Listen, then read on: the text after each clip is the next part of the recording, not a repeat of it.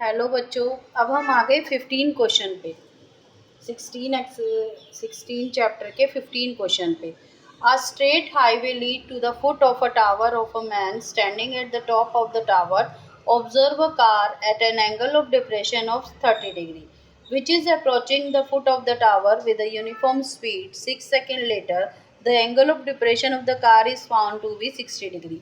Find the time taken by the car to reach the foot of the tower from the point.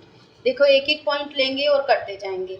जो A B है ये हमारा दे रखा है उसने टावर, उसके ऊपर एक आदमी खड़ा है, यानी कि ये एक हॉरिजॉन्टल लाइन बनेगी, उससे वो एक कार को नीचे देख रहा है, एक ये लाइन बन जाएगी, है ना।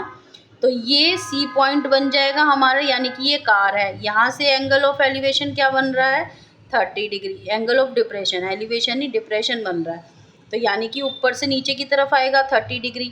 और उसके बाद ही वो कह रहा है कि 6 सेकंड की दूरी अगर वो टावर की तरफ जाते हुए बनाता है 6 सेकंड की, तो वहाँ से जो एंगल बन रहा है वो है 60 डिग्री, यानी कि ये पूरा एंगल जो है वो 60 डिग्री बन रहा है।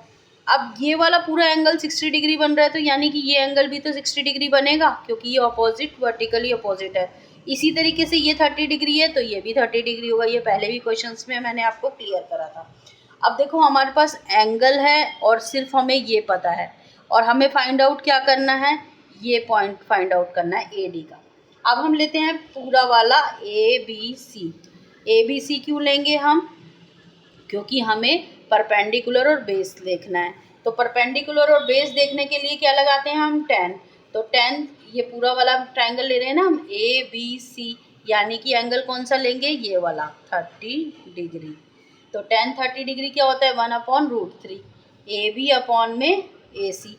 अब जो ए सी है वो हमें पूरा फाइंड आउट नहीं है, ए सी हमने ऐसे ही रख लिया, A B is equal to A C √3। एक इक्वेशन तो हमारी ये आ गई। अब हम दूसरा ट्रायंगल लेंगे ए बी डी।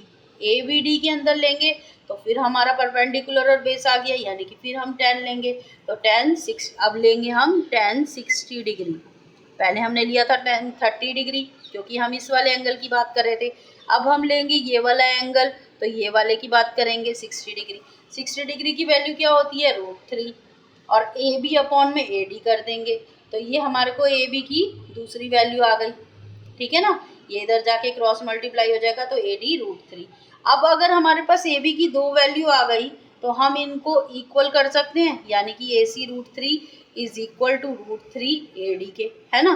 अब ए सी की वैल्यू हम इसी तरीके से निकाल लेंगे, ये इधर जाके क्रॉस मल्टीप्लाई होगा, तो √3 से √3 मल्टीप्लाई होता है तो 3 ही आ जाएगा, तो 3 ए डी। यानी कि जो ए सी है उसको हम ऐसे भी तो लिख सकते हैं, ए डी प्लस डी सी।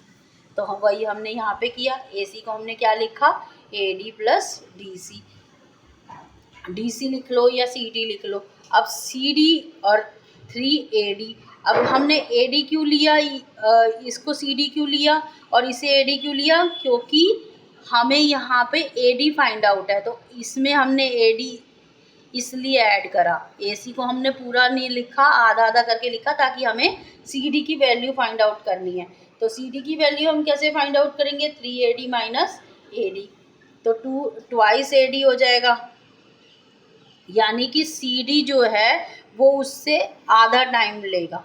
समझ आ गई ये बात, जो ए डी है वो सी डी का ट्वाइस है, तो यानी कि इसका हाफ हो गया ना ए डी, तो A D is equal to C D upon में 2, 6/2, यानी कि 3 सेकेंड। कितनी देर लगेगी हमारे को, 3 सेकेंड लगेंगे।